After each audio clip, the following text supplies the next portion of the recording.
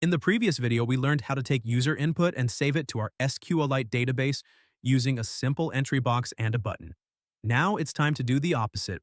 We're going to read that data and display it inside our app. Now let's add the two main elements we need: a button that says Load Names and a list box where we'll display the names from the database. We style both the button and the list box with a readable font and some padding to make them look nice in the window. Now for the magic part, we write a function to load the names.